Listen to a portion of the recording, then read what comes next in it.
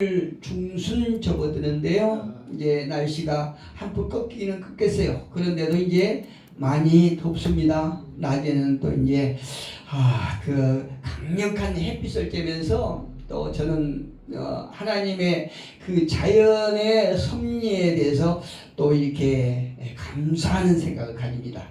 하나님께서 때에 따라서 이렇게 추위도 주시고 또 햇빛도 주시는데 특히 가을에는요, 모든 곡식이 잘 익고 열매가 탐스럽게 이렇게 맺을 수 있도록 강력한 햇빛을 주셔서 또 그 곡식들이 들의 곡식을 잘 익을 수 있도록 해주시는 거예요. 그걸 보면서 이게 뜨거운 햇빛이지만 그래도 그 속에 하나님의 그 귀한 섭리를 깨닫게 되고 감사하게 됩니다. 며칠 전에 이제 어떤 볼일에서 우리가 저기 지방에 갔는데 공교롭게 우리는 생각에 그 지방 가는 날 8.15 광복절이기 때문에 또 연휴이기 때문에 길이 한가할 거라고 생각했어요. 그런데 막상 길을 나서서 보니까 저하고 똑같은 생각으로 그 사람들도 그랬겠죠. 이 연휴니까 이렇게 도로가 한가하겠지. 그러고 많은 사람이 나왔는데요, 도로가 꽉 찼어요. 도로가 차로 그냥 꽉 찼는데 아니 그 지방에 거의 가는 곳까지 이렇게 많이 찼더라고요.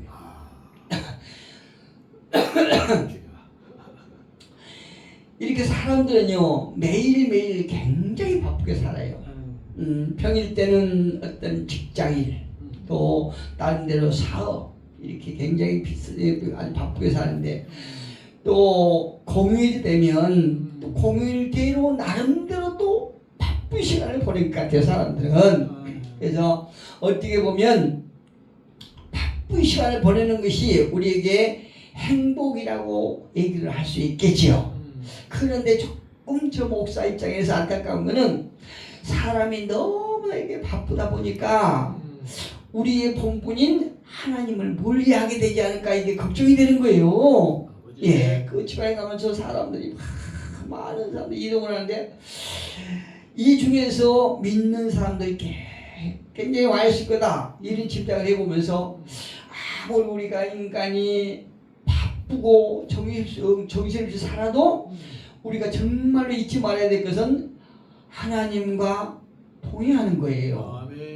다시 말씀드리면 우리가 늘 바쁜 중에서도 짬짬이 시간을 내서 우리가 하나님의 말씀을 묵상하고 말씀을 보면서 우리가 말씀이 저와 여러분에게 주신 그 놀라운 영역을 우리가 늘 보유해야 된다는 거죠. 우리가 그때 우리가 이 바람 많고 거칠고 메마른 이 광야의 삶을 승리할 수 있는 것입니다. 우리가 이 광야 거칠고 메마른 매서운 바람이 불고 수없이 많은 이 문제가 많은 이 세상을 우리가 이제 사명을 감당하고 그 아버지께서 예비하신 그 나라에 갈 때까지 우리는 우리의 정말로 그 하나님께 주신 그 귀한 생명을 보존하고 이 땅에서 하나님의 백성과 또 제사장의 나라를 세워가는 그런 저와 여러분이 되기 위해서는 하나님의 말씀이 늘 내 안에서 살아 운동해야 된다는 거죠. 하나님의 말씀을 우리가 가까이 할 때 어떤 역사가 있느냐, 이건 제 경험입니다.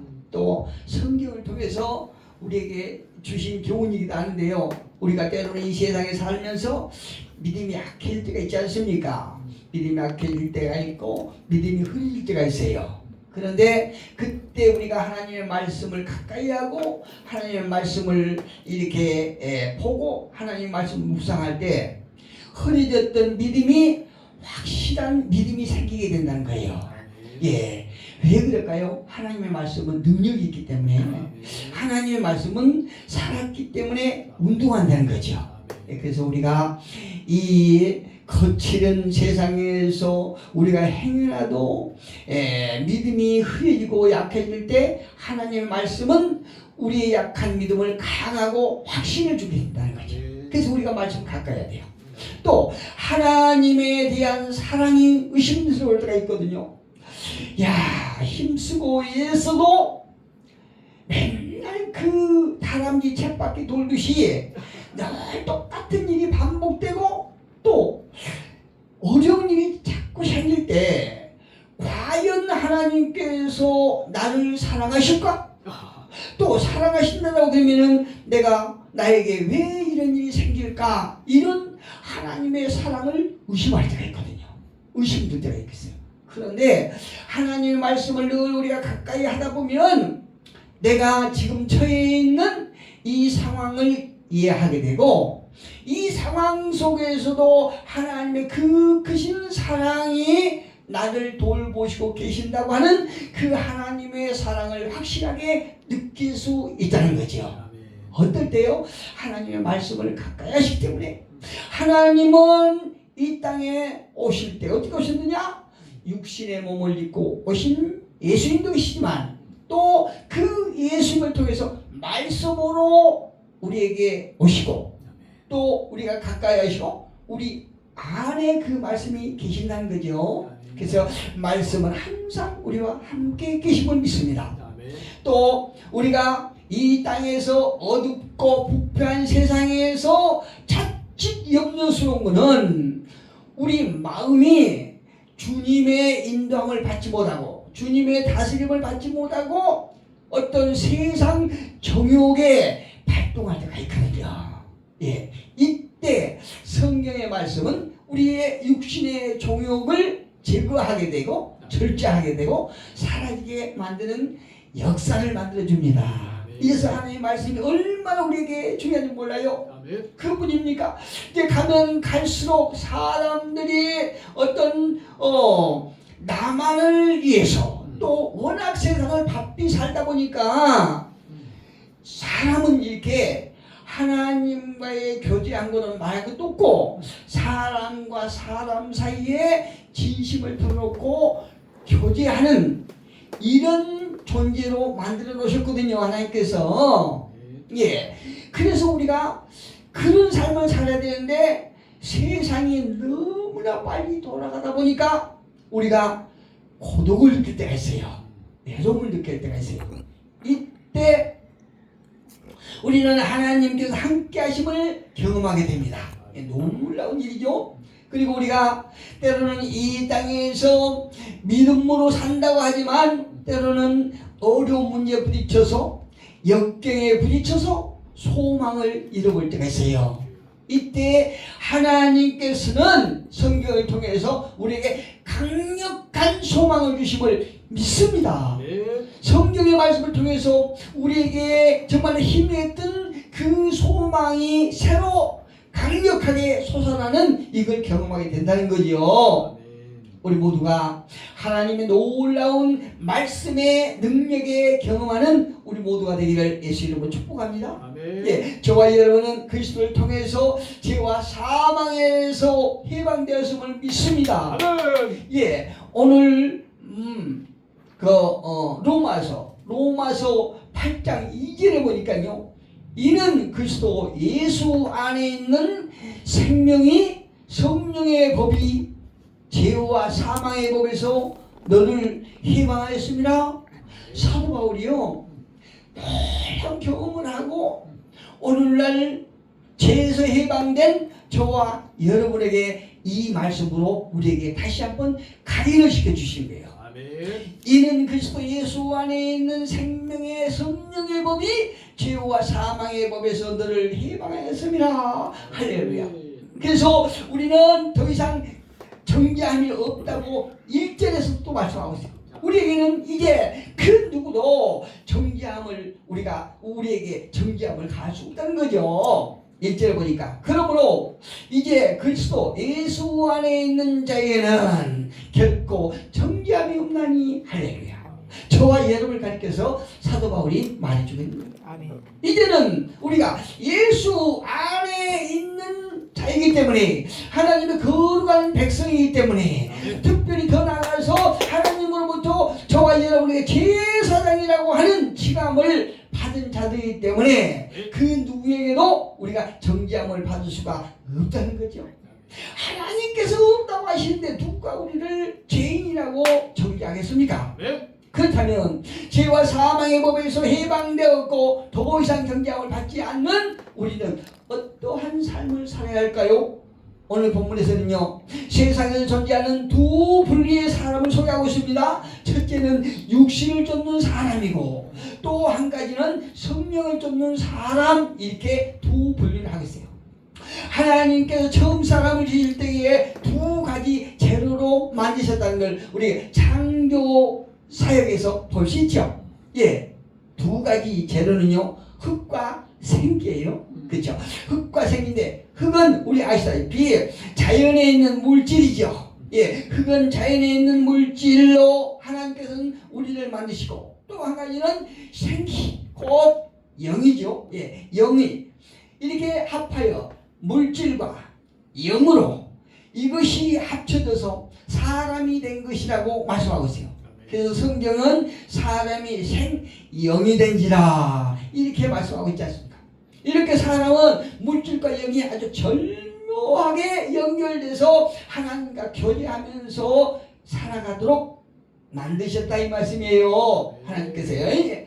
문제는 뭐냐? 여기서 문제가 생기는데, 문제는 무엇이냐?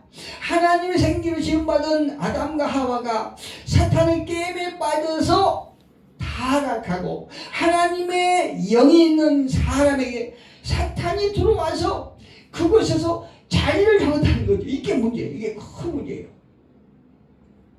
우리가 애초에 영의 사람이었는데, 성영의 사람이었는데, 이 사탄이가 그 자리에 들어와서 육신의 사람으로 일부 변질됐다는 거죠. 이게 문제라니까요. 예, 이게 문제. 이 사탄이가 그냥 들어온 것이 아니라 죄와 사망을 가지고 들어왔네요. 잘된 집안은 며느리가 나가서 얘를 배 갖고 들어온다고 그러잖아요. 그런데 이 사탄이가 사람께 들어오면서 그냥 들어온 것이 아니라 죄와 사망을 가지고 들어왔어요. 이게 엄청 문제예요. 그때부터 인간은 사탄의 지배를 받게 되고 사망으로 인생을 마치게 되었다고 성경은 우리에게 말씀하고 있습니다. 그러니까 구체적으로 생각해 봅시다. 육신을 쫓는 사람은 어떤 사람일까요? 육신에 쫓는 사람은 본문에서 육신을 쫓는 사람이라는 것은 하나님을 떠난 사람을 가리키고 있습니다. 하나님을 떠난 사람이고 또 하나님과 원수가 되고 또 하나님과 관계가 깨지는 사람을 가리켜서 육신의 사람 이렇게 얘기하죠. 서두에서 제가 말씀드렸던 것처럼 시골에 가면서 그 큰 넓은 5차선 도로가요 꽉 차가. 그런데 제 짐작에 그 속에는 예수를 믿는 성령의 사람도 많았겠지만 거기다가 육신의 사람으로 꽉 차 있었을 거예요. 육신의 사람은 예. 사람과의 관계도 깨어진 것을 의미한 겁니다. 누구를요? 육신의 사람을. 이런 사람은 당연히 어떤 삶을 살게 되냐? 자기중심적인 삶을 살게 돼요. 자기중심적인. 또 이런 사람은 우리하고 전혀 다른 세상 지향적인 삶을 산다는 거죠. 세상의 것만을 추구하기 위해서, 세상의 것만을 소유하기 위해서 세상을 지향하는 삶을 살게 된 거죠. 그러니까 보고 듣고 생각하는 모든 초점이 자기중심적인 것이요, 자기중심이라는 것은 세상 지향적인 삶을 살고 있다는 거죠. 그렇다면 육신을 쫓는 사람은 어떤 모습일까요? 육신대로 사는 사람이죠. 육신을 쫓는 사람은 육신대로 사는 사람이에요. 오늘 본문 13절에 보니까요, 본문 밑에 그 7장 13절에 보니까 이런 말씀이세요. 그런즉 선한 것이 내게 사망이 되었느냐? 그럴 수 없느니라. 오직 죄가 죄로 드러나기 위하여 선한 것으로 말미암아 나를 죽게 만들었으니 이는 계명으로 말미암아 죄로 심히 죄되게 하려 함이라. 율법을 말씀하는 거죠. 예. 육신의 원리를 따르고요. 육신의 사람은 육신의 원리를 따르고 육신을 만족시키는 목적을 목적만을 가지고 사는 사람이 육신을 쫓는 사람이에요. 여러분, 성령을 따라 살아가고 있는 믿는 자는요, 날마다 연약한 육신 때문에 끊임없는 고뇌와 갈등을 하면서 살아가지요. 제가 아는 어떤 목사님의 간증을 참고하려고 한대요. 어떤 목사님이 어떤 목회를 하다가 여러 가지 좀 이렇게 부득이한 사정을 해서 목회를 접게 됐어요. 근데 목회를 접게 됐는데 나중에 이제 그 문제가 해결되고 다시 어떤 계기를 통해서 도전을 받게 되고 목회를 하고 싶은 거예요. 목회를 하기가 아주 간절한 소망인데요. 그런데 실제 목회를 하기에는 환경이 따라지질 않네요.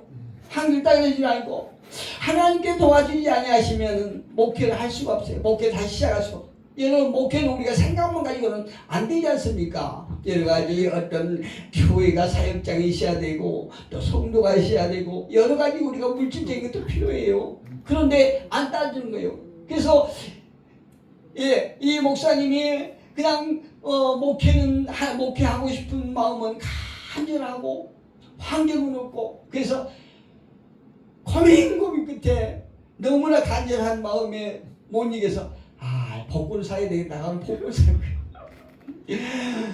복권을 몇 주 사다가요, 어쩐 일이 복권을 안 사시는 거예요, 그 목사님이.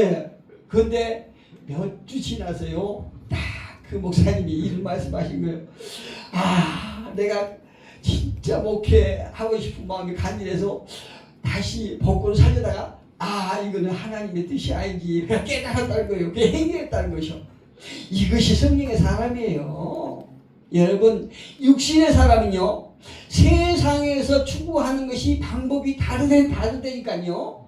그런데 이 목사님은 너무나 목회가 하고 싶은 마음이 간절해서 하고 싶은데 환경이 여의치 않아서 복권을 샀지만, 그래도 나중에 이 목사님 몇 번 사다가 이거는 하나님의 뜻이 아니구나 깨달으신 거예요. 우리가요, 우리 육신에 죄성이 있다고 그랬죠. 사단이 가지고 온 죄성이 있기 때문에 우리가 매 순간 매 시간 성령의 생각만 하고 살지를 못합니다. 그렇게 살면 좋겠지만 우리 속에 두 마음이 있다는 거죠. 오늘 본문에서도 사도 바울이 잘 말해주고 있지 않습니까? 그래서 우리는 때로는요, 육의 생각을 할 수가 있어요. 때로는 복권을 사서 하나님의 일을 하고 싶은 생각이 있는 거예요. 근데 그것도 하나님의 뜻이 아닌 것 같아요, 저도요. 그런데 다행히 너무 감사하게도 그 목사님 깨달고요. 그래서 저는 그 말씀을 듣고 이분은 확실히 성령께서 붙잡아 주시구나, 그걸 제가 느꼈습니다. 여러분, 이처럼요, 우리는 믿는 사람들은 날마다 어떤 육신 때문에 고뇌와 갈등을 할 수가 있어요. 그런데 고뇌와 갈등을 하면서도 하나님은 성령을 통해서 깨달음 주신다니까요. 깨달음 주셔서 이게 하나님의 뜻이 아니구나 회개하고 돌아오게 돼요. 근데 육신대로 살아가는 사람은 죄의 법 아래 자기를 방임하면서 살아가는 삶을 살아요. 죄가 뭔지도 모르고 죄에 그냥 자기를 내놓고 살아간다니까요.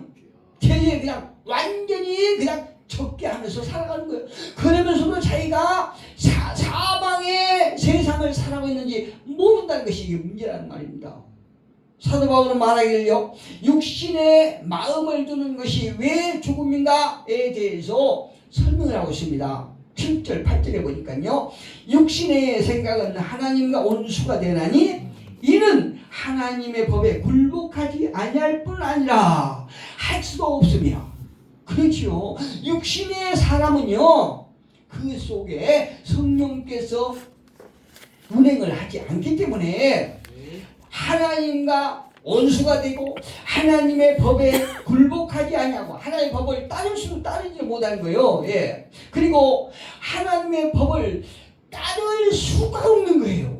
여러분, 인간의 생각으로 어떻게 하나님의 법을 따를 수 있습니까? 못 따르죠. 저와 여러분도 성령께서 붙잡아주지 아니하시면 못 따르죠. 그런데 우리 안에 성령께서 우리를 강하게 지배하시고 붙잡아 주시기 때문에 우리가 하나님의 법을 따를 수 있는 것입니다. 7절에 보니까 말씀하세요. 육신에 있는 자들은 하나님을 기쁘시게 할 수 없느니라.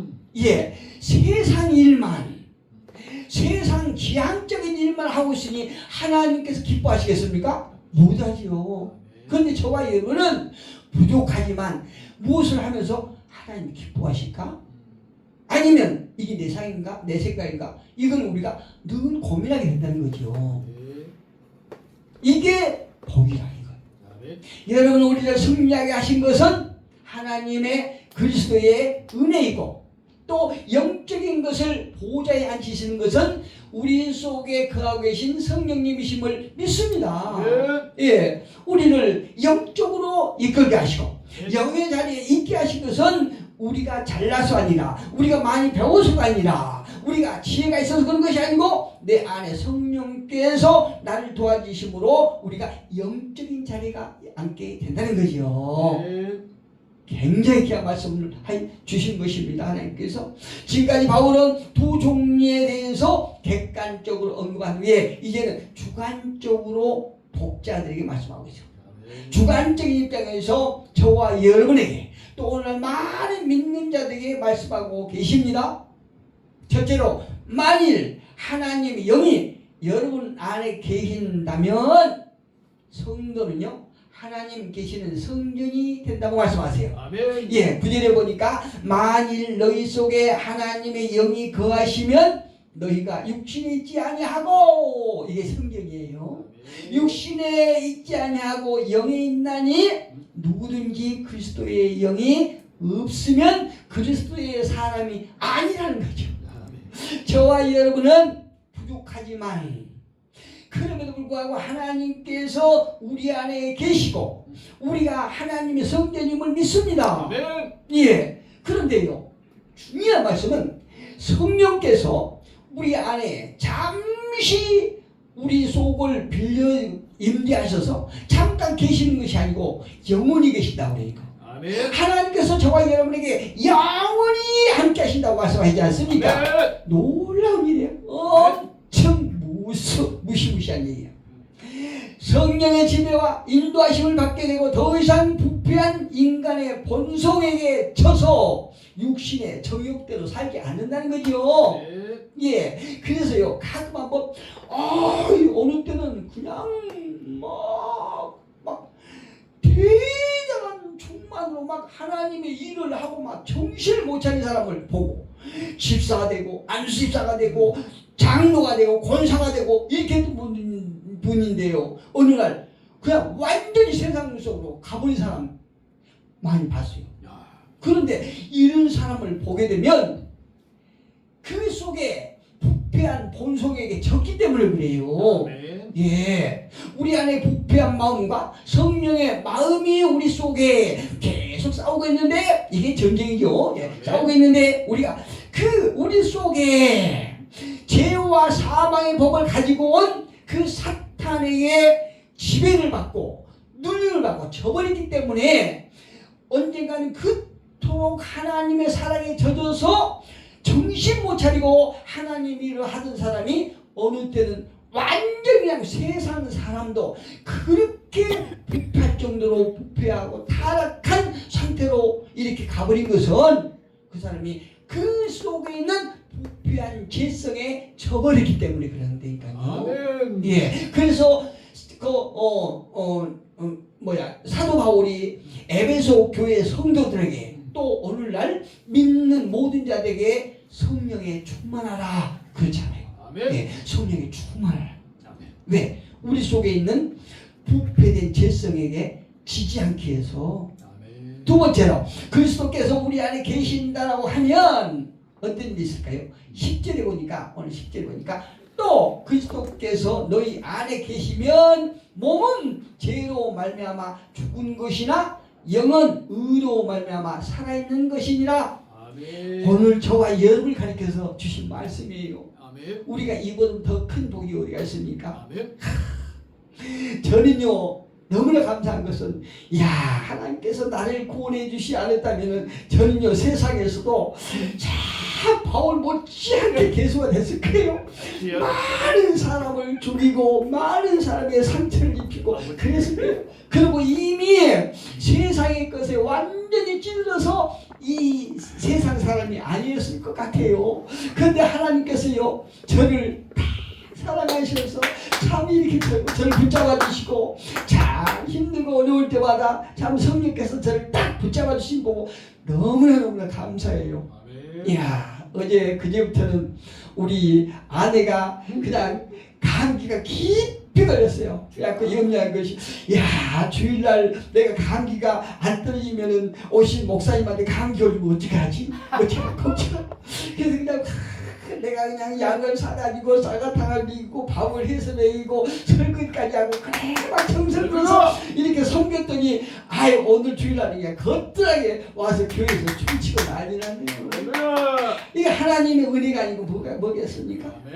몸은요 우리 죽음의 씨앗을 가지고 있기 때문에 죄로 인해서 죽지만 우리 속에 죽음의 씨앗이 있지 않습니까? 그래서 몸은 죽지만 그럼에도 불구하고 그리스도의 영이 우리 안에 안 계시다면 단순히 육체적인 죽음뿐이에요. 그런데 영적으로 윤리적으로 죽은 상태가 되겠지만 어느 후반절 9절 후반절에 보니까 그러나 우리 안에는 생명의 근원이신 그리스도께서 계실 때 우리가 그리스도의 본질 다시 말씀드리면 의로움을 표현하게 되고 또 믿음으로 또 의롭게 살면서 하나님 기뻐하시는 일을 하게 된다는 거죠. 이게 영의 사람들의 사는 삶이에요. 여러분 예수를 일으키신 그 영이 지금 저와 여러분 안에 계심을 우리는 믿습니다. 하나님께서 죽은 예수를 살리셨고 또 예수님은 성령으로 부활하셨고 또 성령님 되시는 보혜사께서 지금 우리 안에 계셔서 우리로 하여금 그리스도의 삶을 살도록 도와주심을 믿습니다.